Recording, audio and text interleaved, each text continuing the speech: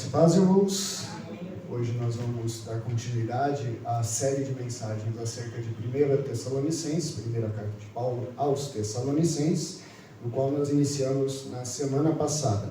Essa série se prolongará por algum tempo, tem previsto aí 12 a 15 mensagens, mais ou menos, e as mensagens elas estão profundamente interligadas, os termos a serem estudados, os temas a serem estudados, estão profundamente interligados. Então, de início de mensagem, a gente vai fazer uma revisãozinha para nós reengajarmos no tema. Isso vai servir para os irmãos que estiveram na primeira mensagem a recapitularem, entrarem novamente no assunto, e aqueles que não estiveram para poder inteirar no assunto, mas traremos informações novas, mesmo nas revisões, para nós podermos agregar sempre na pregação. Então, na semana passada, na mensagem anterior, nós iniciamos falando sobre as virtudes dos eleitos de Deus.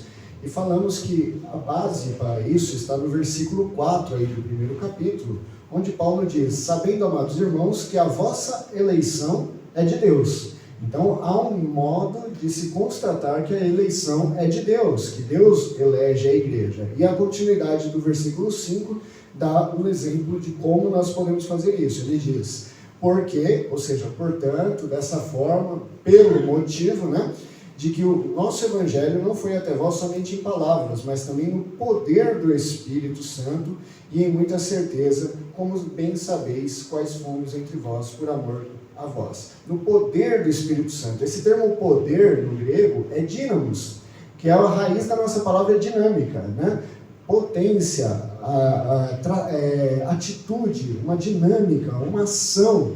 Então, nós vemos aí que o que Paulo está dizendo é que é constatado que a igreja de Tessalonicenses tem uma eleição de Deus porque ela não recebeu a palavra somente de forma racional, na razão, no conhecimento, mas recebeu em ação, em poder, em dinâmica do Espírito. E existe uma palavra grega paralela com essa que é traduzida por dinâmica, que é arete, que é traduzido por virtude, que geralmente tem o mesmo sentido, e às vezes é traduzido por excelência da obra, da ação. Virtude é as qualidades éticas, morais, as qualidades de uma pessoa, ok? A Bíblia nos traz 3 virtudes centrais que são características do cristão. São as virtudes do crente. São elas a fé, a esperança e o amor. Essas 3 virtudes, elas aparecem com muita frequência em todo o Novo Testamento, em vários textos. E vai aparecer também no texto de Tessalonicenses. Se você vir uma página lá no capítulo 5, no versículo 8, há essa ligação. Mas nós que somos do dia, sejamos sóbrios, vestidos na couraça da fé e da caridade, o amor, e tendo por capacete a esperança da salvação. A mesma trindade aí. E a chave do nosso texto, no versículo 3, um pouco antes de onde nós começamos a ler aí no 4, diz: lembrando-nos sem cessar da obra da vossa fé, do trabalho da caridade e da paciência da esperança em nosso Senhor Jesus Cristo. As 3 novamente ligadas. Então, percebemos que as virtudes, essas 3 virtudes, estão ligadas a essa dinâmica do Espírito Santo, que é prova da eleição de Deus. E um texto paralelo que nós podemos utilizar é o texto de 1 Pedro 2,9, a carta de Pedro, que diz: mas vós sois geração eleita, o sacerdócio real, nação santa, povo adquirido para quê? Para anunciar as virtudes daquele que vos chamou das trevas para a maravilhosa luz, as virtudes de Cristo. Ou seja, o cristão, que é um imitador de Cristo, por isso recebe esse nome, ele tem que adquirir ou que refletir ao mundo a imagem de Cristo, as virtudes, as qualidades, as características de Cristo expressa na fé, na esperança e no amor. É a base da vida cristã. Está junto com o fato de ser eleito. Não é uma coisa assim condicional. Eu sou eleito, mas eu não tenho as virtudes. Eu tenho as virtudes, mas eu não sou eleito. Essas virtudes de Deus, a fé, como nós aprendemos, a esperança e o amor cristão, são coisas que fazem parte do verdadeiro cristão, são sinais da verdadeira igreja de Cristo. O capítulo 1 ele apresenta todas as características da igreja de Tessalonicenses. como nós vimos, todas pautadas nesse versículo 3, que reflete a obra da vossa fé, o trabalho e a abnegação do amor, da caridade, e a firmeza da esperança. Então, as primeiras as duas virtudes é fé e amor. A fé é muito comum nós entendermos de forma errada e associarmos a fé a uma crença cega, né? Eu não tenho conhecimento, então eu tenho fé. E isso é um erro, porque não é uma crença sem fundamento, sem base, mas uma confiança expressa em uma postura. A fé, ela é muito ligada ao conhecimento de Deus, está intimamente relacionada ao conhecimento de Deus. Então nós vemos que a palavra fé, ela aparece na Bíblia sempre com uma preposição no grego antes, dizendo que não é uma crença simplesmente, mas é uma crença inserida em algo, dentro de algo, que no caso é Cristo. Então eu preciso estar mergulhado em Cristo, no conhecimento da palavra, para ter fé. Não existe uma fé sem conhecimento de Deus. Isso não é a fé cristã. A fé cristã é baseada no conhecimento de Deus. Então muitos entendem fé como aquilo que você tem antes de conhecer a Deus. Eu conheci só pela fé, e agora eu vou conhecer a Deus. Não. A fé é algo pautado, é algo fundamentado no conhecimento e na confiança em Deus. Dissemos que a fé é uma janela pela qual enxergamos a verdade de Deus. Imagine então que é uma janela no qual nós vemos o mundo de fora. Então esse mundo de fora é o mundo real, o mundo verdadeiro. A fé é essa janela que nos permite enxergar. Se a janela estiver fechada, eu não tenho conhecimento de Deus, eu não vejo a verdade. Então eu estou preso em algo que eu não tenho fé. Agora, quando eu vejo a Deus, eu tenho a fé. Mas perceba que alguém tem que abrir essa janela, e não sou eu. O homem, por causa do seu pecado, por causa da corrupção, não pode se achegar a Deus sozinho. Nós necessitamos da graça de Cristo. E aí está o que é graça. É o fato de Deus se inclinar a nós e revelar-se a nós, dizendo quem Ele é e quem nós somos. A palavra de Deus é a revelação de Deus para nós. Não somos nós nos achegando primeiramente a Deus e aceitando a Cristo. É Cristo nos aceitando, e como diz Paulo em Romanos, porque Ele morreu por nós quando ainda éramos pecadores. Morre por nós sendo nós ainda ofensores. Então Paulo não encontrou a Cristo quando estava orando e jejuando. Ele encontrou a Cristo no deserto quando estava indo perseguir os cristãos. Então a ação primeira é de Deus, de amor ao nosso encontro. Jesus morreu na cruz por nós. Essa é a revelação de Deus, isso é a graça. E a partir disso, nós temos essa janela que nós podemos acessar e conhecer a Deus. Agora, se eu não olhar por essa janela, eu não conheceria a Deus e eu não posso ter fé. Não uma confiança vazia. Mas quando eu olho por essa janela da fé, eu conheço a Deus. E então, através da fé, eu venho a conhecer a Deus. E através do conhecimento da fé de Deus, eu alimento a minha fé. E é algo cíclico, né? Então, logo a fé, ela é um dom de Deus, como diz lá em Efésios 2:8. É algo oferecido por Deus através da sua revelação e da iluminação da sua palavra através do Espírito Santo que nos é dado. É algo alimentado por Deus, ok? A prova da verdadeira fé é que ela é ativa, ela não é passiva, ela não é estagnada, parada.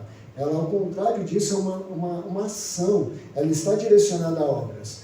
Perceba, não são as obras que geram a nossa fé, mas a fé que nos chama para a obra. Quando nós conhecemos a Deus, quando nós temos conhecimento de Deus, nós fazemos alguma coisa, nós temos uma dinâmica, uma atitude perante isso, pautado na obediência e até mesmo num certo constrangimento pelo que Ele fez conosco. Não é errado dizer isso. Então, a fé, ela nos salva, nós somos salvos pela fé, não por obras, mas as obras são frutos da verdadeira fé. Então é quase assim, a obra salva? Não. Mas é possível ser salvo sem obras? Também não. Mas como assim? Porque a verdadeira fé que salva, ela gera obras. Como nós vemos no texto aqui, é uma dinâmica do Espírito Santo, é uma atitude. Se eu conheço a Deus e eu sei o que Ele exige de mim, eu tenho uma atitude diferenciada. Então, veja só no versículo 3. Lembrando sem cessar da obra da vossa fé. Da atitude da vossa fé, da ação da nossa fé. No versículo 5, ele diz assim, porque o nosso evangelho não chegou a vós somente racionalmente, somente em palavras, mas também no poder, na atitude, na dinâmica do Espírito Santo, numa ação. E que dinâmica, que ação é essa? Se você avançar até o versículo 8, você observa que Paulo ele afirma, porque por vós soou a palavra do Senhor não somente na Macedônia e Acaia, mas também em todos os lugares a vossa fé para com Deus se espalhou, de tal maneira que já dela não temos necessidade de falar coisa alguma. Ou seja, essa fé foi conhecida em todos os lugares, por mérito das obras da fé, da consequência da fé. Lá em Gálatas 5 diz, porque em Jesus Cristo nem a circuncisão, nem a incircuncisão, entenda, nem a lei, né, as obras, tem virtude alguma, mas sim a fé que opera pelo amor, pela caridade, que nos leva à segunda virtude, que é o amor.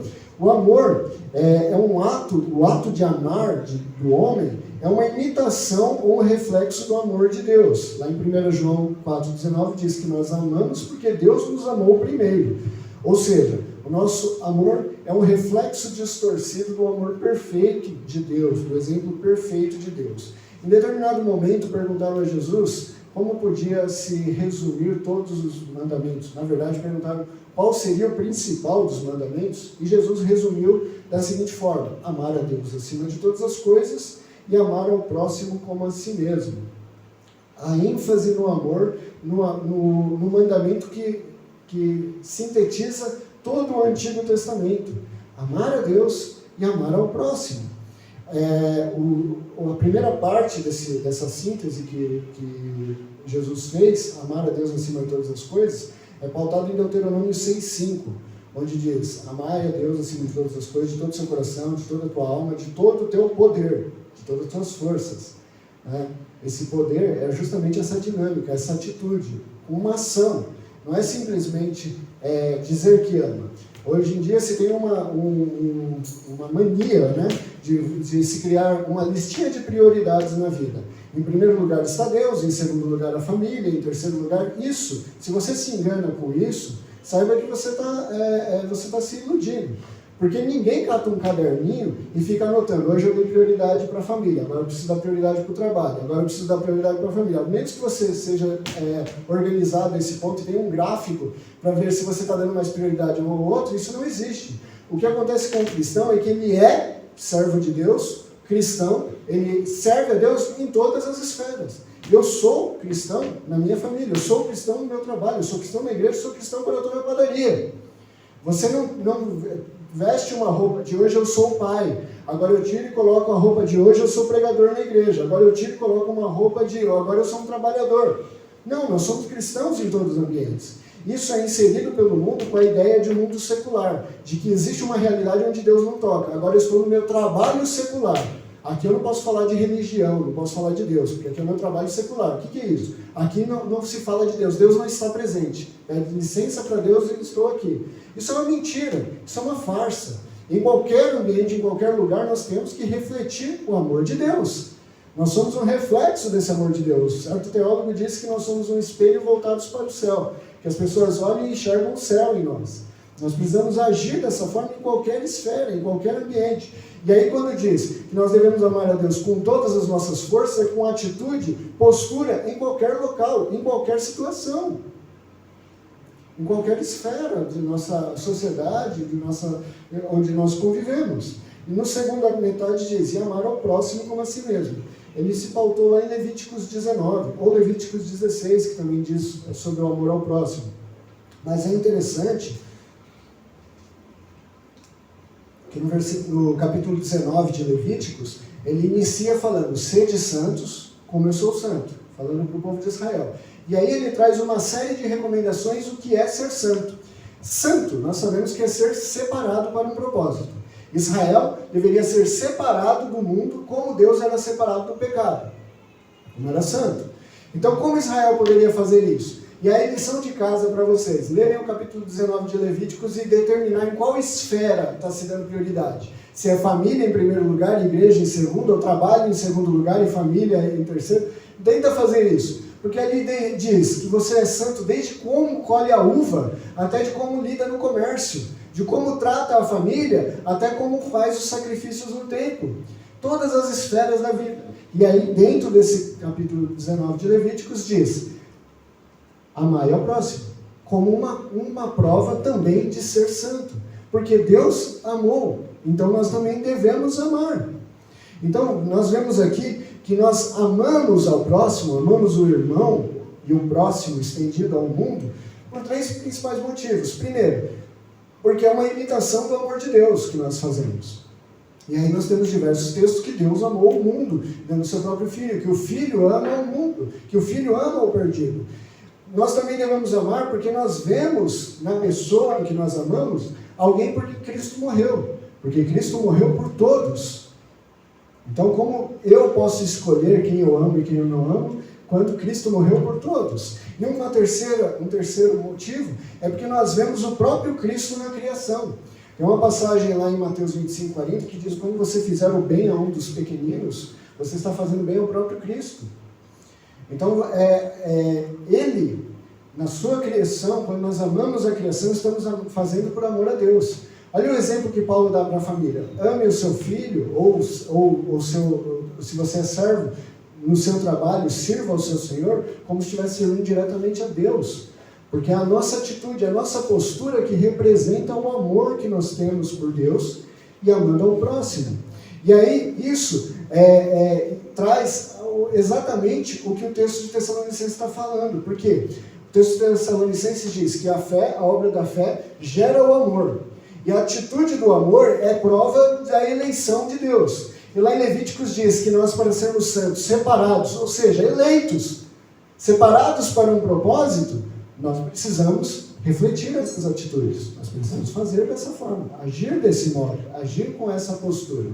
Então, nós vemos aqui que o cerne da questão do amor é justamente o aspecto missional, o aspecto de missões, de espalhar esse amor de Deus. É uma atitude. Amor não é um sentimento, é uma atitude, é uma ação, o amor bíblico, pelo menos. As Bíblias mais antigas, a minha aqui, Revista Corrigida, traz o termo caridade no lugar de amor, que eu muitas vezes prefiro. Mas foi abandonado porque caridade, na nossa cultura, assumiu um aspecto muito ligado à ação social, né? a uma piedade, alguma coisa nesse sentido. Então foi trocado, as traduções mais recentes usam o termo amor. Só que a nossa cultura também deturpou o termo amor. Amor está muito ligado a sentimento, né? Então aquela afirmação que a gente ouve, eu não consigo mais amar tal pessoa, né? Não é um sentimento condicional. Amor é uma atitude. Você deve amar o seu inimigo, de acordo com Mateus. Amar um inimigo, não é possível que o inimigo seja alguém que eu sinta alguma coisa boa. Seria um paradoxo dizer, sinta algo bom pelo seu inimigo. Se eu sentir algo bom, ele deixa de ser meu inimigo. Inimigo é aquele que me incomoda, uma pedra no sapato, é aquele que me faz mal. Agora, amar é uma atitude que ignora isso. Que independente do mal que ele me faz, eu devo agir como Cristo agiu com aqueles que estavam cuspindo nele. Como ele agiu conosco, sendo pecadores como somos. Não é? Então, nós vemos que amor é essa atitude. E aí nós vemos ali, voltando novamente, no mesmo panorama, no versículo 3, diz: lembrando sem cessar da obra da vossa fé e do trabalho da caridade, do trabalho do amor. E aí no versículo 5, ele fala: porque nós fomos entre vós por amor de vós, assim como nós fomos entre vós por amor de vós, o finalzinho do versículo 5. Ou seja, olha só, é uma atitude de reflexo dos apóstolos imitando a Cristo, e aí da igreja de Tessalônica imitando aos apóstolos. Como Paulo diz, sede meus imitadores como eu sou de Cristo. Ele era um reflexo do amor de Cristo, foi por amor àquela igreja, àquele local da Macedônia, e da mesma forma a igreja de Tessalonicenses estava levando o amor de Cristo, a fé, em todos os lugares, em reflexo, em repetição, ou em imitação a essa palavra. Olha só o versículo 6. E vós fostes feitos nossos imitadores e do Senhor, recebendo a palavra em muita tribulação, com gozo no Espírito Santo. Com alegria no Espírito Santo. A alegria é um resultado das virtudes que nós vamos falar hoje. Ok?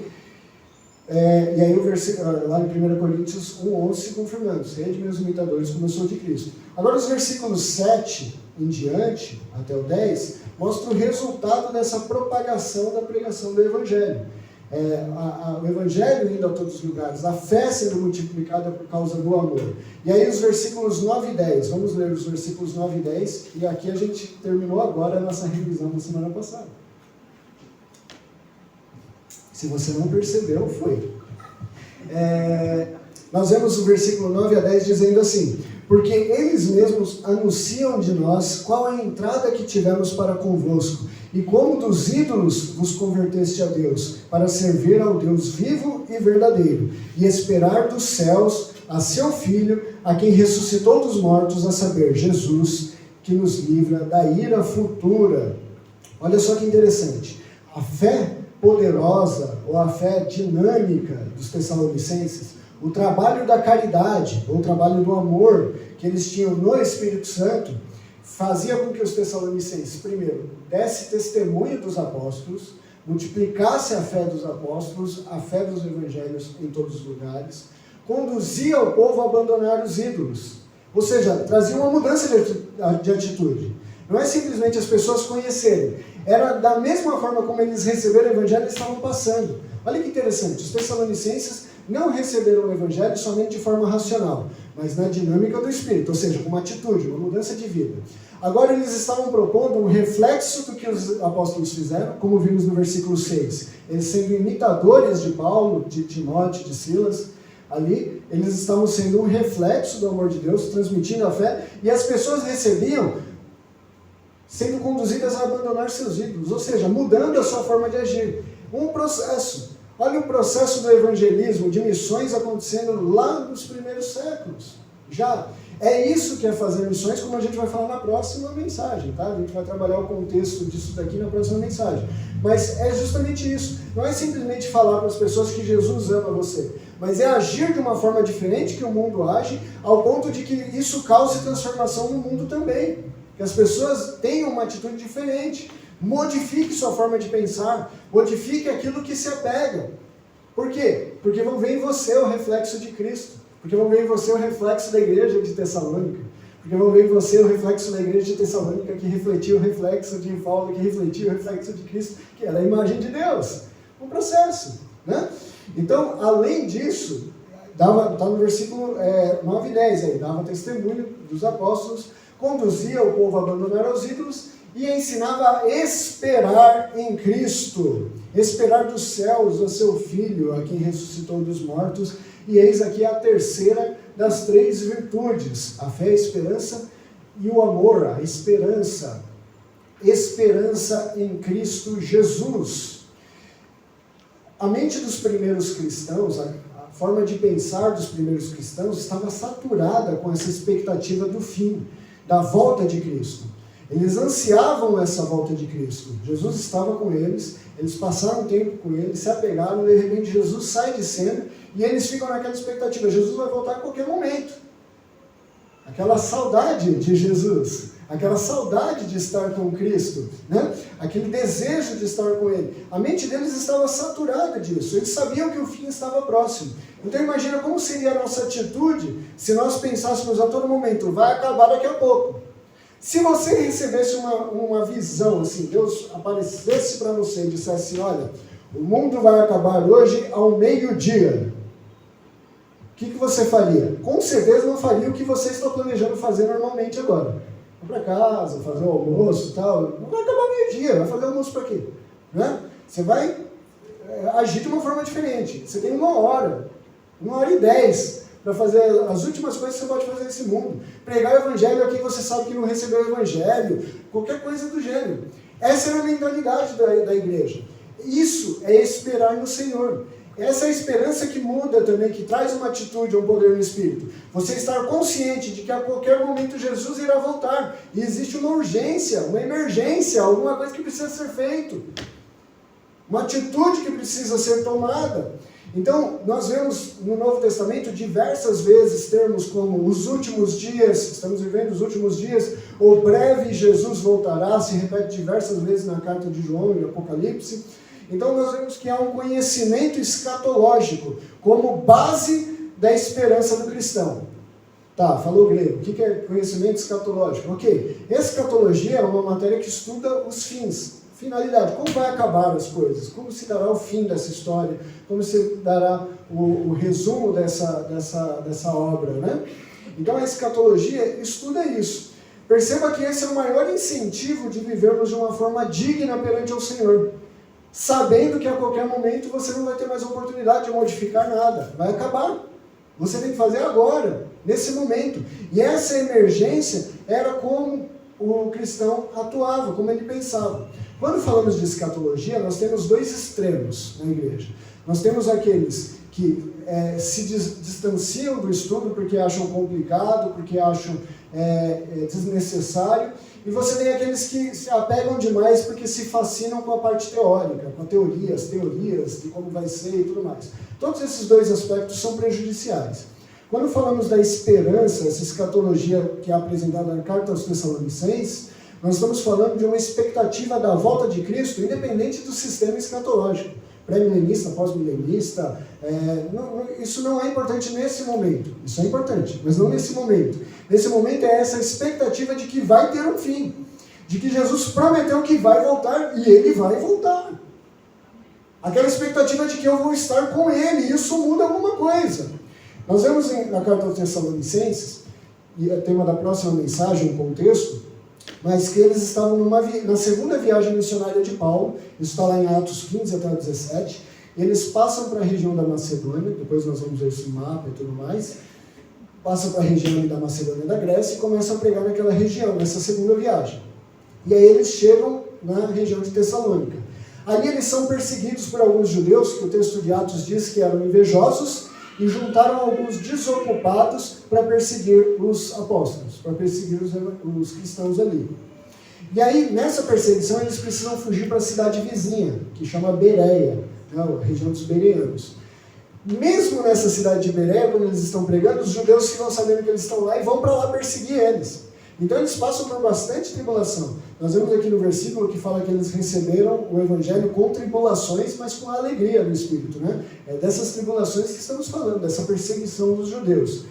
E aí Paulo precisa fugir novamente de Bereia, onde estão perseguindo ele. E ele vai para a região de Corinto. Só que ele manda de volta para Tessalonicenses Timóteo e Silas. Quando Timóteo encontra em Atenas Paulo, ele traz notícias da igreja de Tessalônica. E é com essas notícias que Paulo escreve a primeira carta aos Tessalonicenses para eles. Então é uma resposta ao resultado da pregação rápida do evangelho que teve lá. Eles passaram por Tessalônica, pregaram por alguns dias e tiveram que fugir. E aí quando Timóteo chegou lá novamente, ele chega para Paulo e fala, olha, eles estão lá como eleitos de Deus, que é o que o capítulo 1 aqui está dizendo. Paulo falando, olha, a fé de vocês está se espalhando. A fama de vocês como cristãos está se espalhando. Só que ali, essa carta foi escrita também com o propósito de responder algumas dúvidas que ficaram. Então imagina, você está tendo contato com o evangelho somente agora. Você nunca ouviu falar de Jesus na Bíblia. E aí, durante 1 ou 2 semanas, você participa da EBD e os professores vão embora. Ficou um monte de dúvida, né? Mas como assim? Então, dúvidas do tipo, peraí, mas como que se dá, então, essa volta de Cristo? Mas e as pessoas que já morreram na presença de Cristo ou não? E como que vai ser a separação dos justos e dos ímpios? E como que vai ser? Essas dúvidas ficaram na igreja de Tessalônica. E nós vamos ver que no decorrer da carta aos Tessalonicenses, esse é um tema quase que central na carta.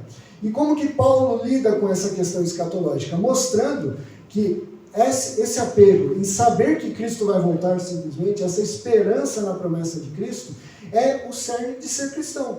Isso vai modificar sua forma de viver, você vai refletir essa virtude de ser cristão através da esperança de Cristo, e ao mesmo tempo isso vai modificar a sua forma de se portar. Perceba que a primeira vinda de Jesus, que está descrita nos evangelhos, ele traz consigo a nova aliança, uma nova lei, uma nova forma de viver. A segunda vinda desafia o povo a viver dessa forma até ele retornar. Se nós olharmos um texto paralelo, que é o de Tito, capítulo 2, que é uma carta de Paulo também, uma carta pastoral a Tito, que estava na região da Grécia, em Atenas também, na mesma região ali da Macedônia, de Tessalônica, ele diz assim, porque a graça de Deus se há manifestado, trazendo salvação a todos os homens, ensinando-nos que, renunciando à impiedade e às concupiscências mundanas, vivamos neste presente século sóbrio, justo e piamente, aguardando a bem-aventurada esperança e o aparecimento da glória do grande Deus e nosso Senhor Jesus Cristo. Veja só, abandonando as impiedades, abandonando os desejos desenfreados da carne, vivendo nesse século, nessa existência de forma consciente, sóbrio, de forma justa, piamente, piedosamente, refletindo o amor de Deus, tudo isso, felizes, por quê? Pela esperança em Cristo Jesus. Ou seja, a esperança dessa segunda vinda faz tudo isso, modifica a nossa forma de viver. Quando nós sabemos que Jesus irá voltar, que nós estaremos perante Ele e vamos dar satisfação do que fizemos e do que não fizemos, alguma coisa modifica. É uma ética que existe na Bíblia, no Novo Testamento, que nós podemos dizer que é uma ética de peregrinação, uma postura de peregrinação que é exigida. Quando nós olhamos para o Antigo Testamento, nós vemos que Israel foi liberto da escravidão do Egito e peregrinou no deserto, onde eles receberam a revelação de Deus, a lei, para rumo à terra prometida, a terra onde eles iriam habitar. O cristão ele tem um reflexo disso, uma parábola disso, um paralelo a isso. É como se nós fôssemos, nós fomos libertos da escravidão do pecado e estamos peregrinando nesse deserto rumo à terra prometida, que nos foi prometida. É a mesma expressão. Nós temos que viver nesse deserto sabendo que há uma terra prometida. Você acha que Israel estava no deserto, se apegando ao deserto? Vamos fazer um poço aqui, vamos construir aqui em volta, fazer um prédio aqui? Ou eles estavam o tempo todo ansiando pelo momento que eles estariam naquela terra prometida? E por que nós criamos estacas aqui? Nós temos que viver nesse mundo como estrangeiros. É isso que a Bíblia nos ensina. Quando nós esperamos em Cristo, nós esperamos no futuro, em estar em Cristo perpetuamente, em estarmos na eternidade com Ele, desfrutando disso. Isso faz vivermos como estrangeiros nesse mundo, como passageiros nesse mundo, algo que passa. A esperança é justamente, junto com as outras virtudes, evocar essa ideia de uma postura ideal perante Cristo, como aqueles que são de Cristo e não deste mundo, que não pode criar raízes aqui. Pedro, na sua carta, as duas cartas de Pedro, que nós lemos um texto agora há pouco, ele monta o alicerce dos princípios cristãos com base na esperança em Cristo. Em todo momento nós vemos os apóstolos, os discípulos dizendo sobre a esperança em Cristo, como se estivesse chamando a igreja a mudar a sua postura. Viver na esperança em Cristo é viver de uma forma diferenciada. Pedro ele trabalha tanto na primeira e segunda carta, questões sobre as heresias, sobre as perseguições, sobre as dificuldades que a igreja estava passando. E qual é a resposta dele a todos? A esperança na volta de Cristo. O fato de Cristo ter revelado a sua palavra a nós, e o fato de nós esperarmos essa vinda, nos livra de tudo isso. Estamos com tribulações, sabemos que isso vai passar. Jesus volta. Estamos com heresias levantando, sabemos que a verdade vai ser revelada, porque Jesus volta. Perceba? Tudo se resolve nisso, se resume nisso. Mas essa esperança não nos torna passivos. Assim como as outras duas virtudes, a fé e o amor, a esperança ela é ativa. Ela traz uma atitude, ela traz uma postura, uma ação, ela exige uma postura que é resultante dessa esperança. Quando eu tenho esperança, eu mudo a minha forma de me portar. A primeira questão delas, como nós citamos, é a questão da urgência da proclamação do Evangelho. Se eu sei que Jesus está para voltar, há uma urgência nessa pregação. Porque eu não posso esperar mais, porque aquela pessoa que não recebeu o Evangelho, Cristo pode voltar a qualquer momento. E aí um conhecimento de escatologia vai me mostrar que existe uma escatologia individual também. O que é uma escatologia individual? É o fato de que a todo instante pessoas estão morrendo e se encontrando com Cristo. O fim chegou para essas. E pode chegar para mim a qualquer momento. Então tem dois aspectos dessa volta de Cristo. Ele pode voltar a qualquer momento, mas ele pode voltar para mim a qualquer momento. Sendo retirado desse deserto e me levando para tal terra prometida, de uma vez. Então há uma urgência nessa proclamação do Evangelho, não se pode esperar. Há também uma exigência de uma vida em santidade. Perceba que a eleição, ser eleito, ser santo, Paulo constata por causa das virtudes. No versículo 3, por causa da obra da vossa fé, do trabalho da caridade e da paciência na esperança do nosso Senhor Jesus Cristo. Essa forma de se portar pacientemente, esperançosamente, é uma vida santa, uma vida separada. Não é o abandono da vida. Tem gente que estuda a volta de Cristo e aí depois deita no sofá e fala assim, então não preciso fazer mais nada. É só esperar que Jesus vai voltar. Não é um abandono de vida, mas uma vida separada. Não somos chamados para abandonarmos as nossas obrigações, mas para agirmos de uma forma diferente. Existe uma parábola de Cristo que ele coloca o cristão como um mordomo, ou seja, aquele que está cuidando dos bens do dono da casa. E que em algum momento esse dono irá voltar e vai exigir que você tenha tirado o pó de tudo, cuidado de tudo, e não largado lá. Somos cuidadores, mordomos. Mas não devemos nos apegar a esses bens, porque não são nossos.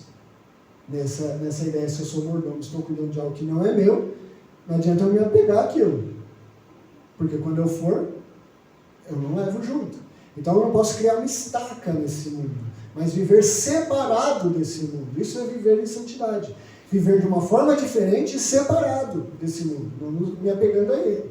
Também vai trazer uma certa perseverança, que é um ingrediente dessa fé salvadora. O texto aqui fala a paciência da esperança. A forma de eu agir pacientemente, esperando. Romanos 5 diz assim, nos gloriamos na esperança da glória de Deus, sabendo que tribulação gera paciência, e essa paciência gera experiência, e a experiência gera esperança, e essa não traz confusão, porquanto o amor de Deus é derramado em nossos corações. Então é uma atitude positiva diante do sofrimento. O contrário de esperar é desesperançar, né? Desesperar-se. Então é abandonar essa esperança, esse apego a Cristo. E aí é você esquecer um pequeno detalhe, que em Romanos 8 nos dá a certeza da vitória em Cristo Jesus. O que pode nos separar do amor de Deus? A nudez, a pobreza, a morte, a perseguição? Contra todas essas coisas nós somos mais que vencedores. Como? Em Cristo Jesus, inseridos em Cristo, não sozinho. Você é capaz, você tem o poder, olhe para si, você... Não! É em Cristo Jesus. Assim como a fé que é inserida em Cristo, assim como o amor que reflete a Cristo, a esperança em Cristo Jesus nos garante vitória certa. Afinal de contas, a própria fé, ela é descrita em Hebreus 11 como a certeza daquilo que se espera. A fé é a certeza daquilo que se espera, ou seja, uma coisa leva a outra. Quando eu tenho fé, eu creio que Deus, eu conheço Deus, sei que Ele não pode mentir as suas promessas, eu tenho esperança nisso. E quando eu espero nisso, isso gera fé, que é a fé baseada naquilo que eu espero, naquilo que eu deposito a minha esperança. O conhecimento da verdade que gera a esperança e gera alegria. Afinal de contas, somos esperançosos, estamos pautados nessa certeza da vitória. E aí o próprio texto aqui no versículo 6 diz que eles receberam o Evangelho com grande tribulação. E a Bíblia não mente, nós vamos ter problema nessa vida, meu irmão. Não sei a sua Bíblia, mas a minha diz, no mundo tereis aflições. Agora, se a sua tem, eu tenho direito a ser feliz, depois você me mostra, porque eu já revirei a Bíblia e não achei isso. Não tem. Essa é a ideia do mundo, você tem direito a ser feliz. Não. Nós temos direito à morte como pecadores, mas pela graça de Cristo nós somos salvos e demos a herança à salvação. E o que isso gera? Alegria. Não tem como gerar outra coisa. Nós temos que ser felizes. Por isso a alegria do cristão ela é loucura para o mundo. Porque é na tribulação que nós nos alegramos, sabendo que a tribulação gera a experiência, a paciência, a experiência, e a experiência e a esperança. Isso nos faz felizes. Por que felizes? Porque sabemos que Jesus vai voltar. Por que felizes? Porque sabemos que a morte é um processo, é só uma passagem para uma eternidade. E por que felizes? Porque nessa eternidade estaremos na presença de Deus, desfrutando de todas as bênçãos, longe de todo sofrimento. E por que eu tenho que me apegar a esse mundo? Só se eu for louco. Conhecendo a Deus e depositando a esperança nele, eu devo me alegrar com a esperança nele, com a confiança na volta de Cristo. me debruçando nisso e não em outra coisa. Contudo, isso gera uma vigilância. Nós temos que vigiar e orar. A propósito, essa é a própria recomendação do próprio Cristo. Na revelação em Mateus 24, quando ele vai revelando os últimos dias, ele fala, porque vigiar e orar, porque assim como um chefe da casa, se soubesse que o ladrão viria, não dormiria, assim o Filho do Homem virá como um ladrão na noite. E que você tem que estar esperando. Você tem que estar atento na torre. Afinal de contas, o mundo tenta nos engolir. O pecado que está em nós tenta nos corromper. O inimigo das nossas almas tenta nos devorar. Em todo momento nós temos que estar atentos e vigilantes. Para quê? Para refletir as virtudes de Deus como eleitos de Deus para todo mundo. Para sermos encontrados como a igreja de Tessalonicenses foi encontrada por Paulo, dando um belo testemunho, como eleitos de Deus. Como você gostaria de ser encontrado por Cristo? Como uma pessoa virtuosa? O mundo olhar para você e dizer, vejo que realmente você é cristão, vejo que você é um eleito de Deus. É a mesma coisa. Agora, quando você fala que é cristão, a pessoa fala, é? Eu não sabia, convivo com você há 10 anos e não sabia que você é crente. Aí é um problema. Aí, como eu costumo recomendar às pessoas que passam por isso, abre um buraco no chão e enfia a sua cabeça dentro, como um avestruz, porque isso é vergonhoso. Agora, se as pessoas olharem para você e ver que verdadeiramente és um eleito de Deus, verdadeiramente você é uma pessoa santa, verdadeiramente você é separado, verdadeiramente vejo que você é diferente, vejo que você é um cristão, ou seja, um imitador de Cristo, vejo que você é careta, se for assim, que seja, mas que é diferente. Nós temos que estar vigilantes para sermos encontrados assim. Como? Refletindo as virtudes de Cristo, daquele que nos salvou das trevas para a maravilhosa luz. Se nós retornarmos aqui ao versículo 4, onde diz, sabemos que a vossa eleição é de Deus. Eleição, como nós vimos, não consiste numa posição passiva, de ser escolhido para ser salvo, selecionado para ser salvo. Não, mas aquele que tem uma postura dinâmica, ativa, que demonstra ser eleito quando, de acordo com o versículo 5, quando nós não demonstramos o Evangelho só de forma intelectual, ou recebemos essa mensagem só de forma racional, mas pela dinâmica e pelo poder do Espírito Santo, a saber, através da obra da fé, do trabalho do amor e da persistência firmada na esperança em Cristo Jesus. Desse modo, que nós possamos ser virtuosos. Sejamos virtuosos como os Tessalonicenses, conhecendo a Deus através da janela da fé, amando ao próximo e dessa forma refletindo o amor de Deus e esperando em nada mais do que em Cristo Jesus, nosso Senhor e Salvador. Amém?